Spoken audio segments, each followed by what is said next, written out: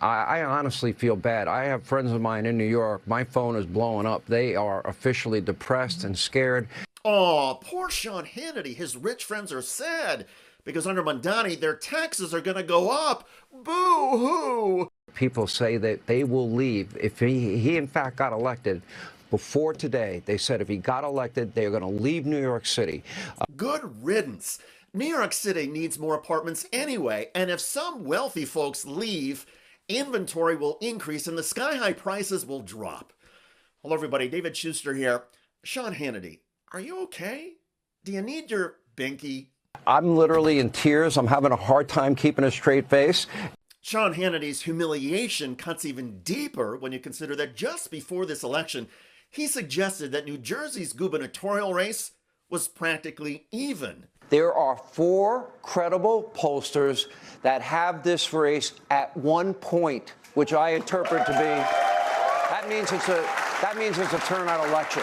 In fact, the election was not even close. The Democrat won in a landslide. Fox News decision desk can now project that Congresswoman Mikey Sherrill will, in fact, become the next Democratic governor of New Jersey. Now, Sherrill defeats Republican Jack Ciattarelli, whom President Trump endorsed. You know who else endorsed Ciattarelli ahead of the Republicans' 14-point defeat?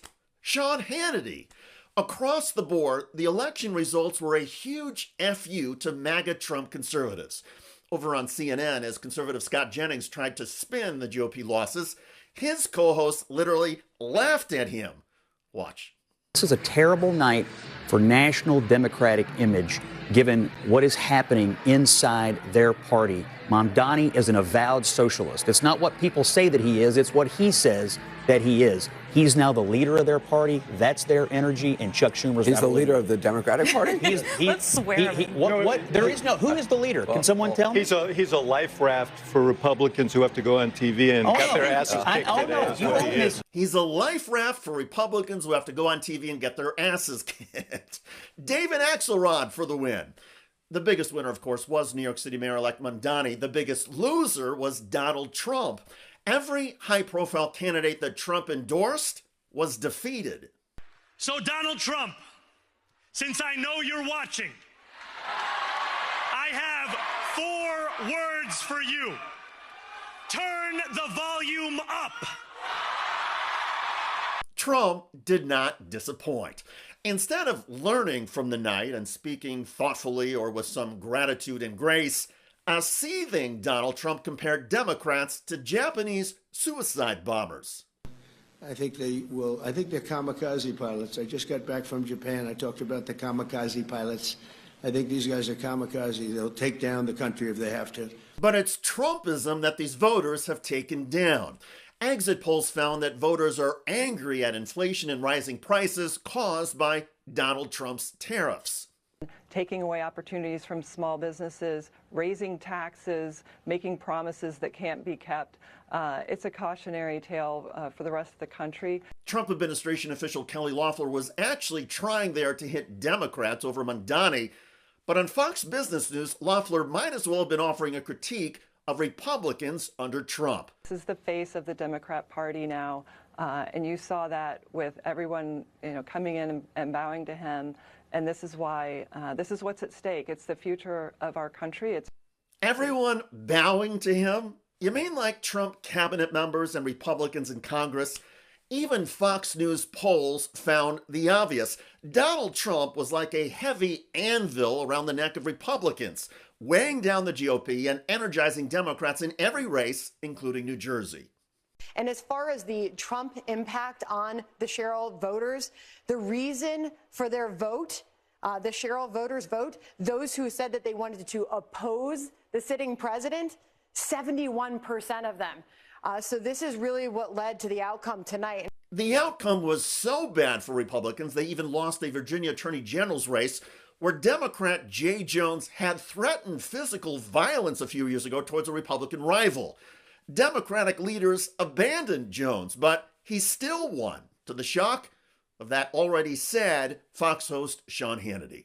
We can now make a call. The Fox News decision desk can now project that Democrat Jay Jones will become Virginia's next attorney general, defeating the Republican incumbent, Jason Miyares. Outgoing Virginia Republican Governor Glenn Youngkin blamed the drubbing of his party in the Commonwealth on the government shutdown. We have 330,000 government workers here that weren't getting paid. That is a real challenge heading into an election. And therefore, I, again, encourage the Senate to please open the government because Virginians are hurting. But beyond the GOP's ownership of the government shutdown, Democrats say the election results are even bigger and mark a watershed moment in the battle against Trumpism. We have a future to plan for. We have a future to fight for.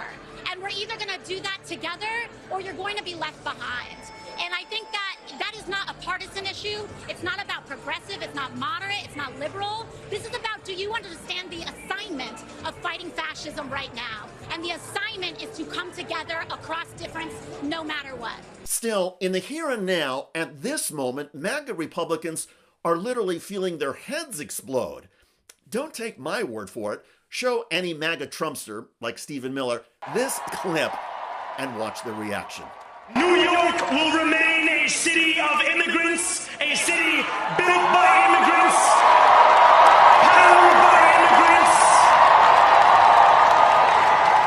and as of tonight, led by an immigrant.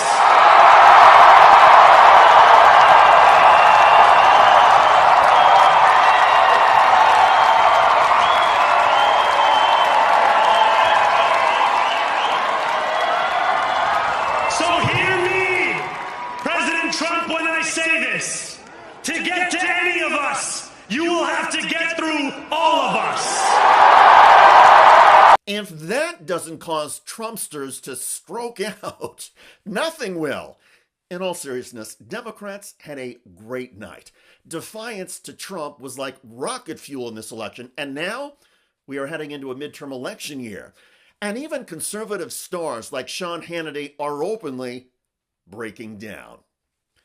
By the way, Republican House Speaker Mike Johnson isn't feeling very good these days either. Polls show the public clearly blames him and Trump for the government shutdown. And Democrats just rolled out an aggressive and effective new tagline. Well, the Trump administration and Mike Johnson are running a pedophile protection program. That's what they've been doing. And that's the reason why they refused to swear in Representative-elect Adelita Grijalva. For weeks now. Check out that video at the link below. It generated a lot of comments on YouTube. One of the most popular was from Johnny, who wrote simply, "Release the Epstein files." Indeed. I look forward to reading your comments about humiliated MAGA Trumpsters freaking out on live TV over the Democrats' election sweep.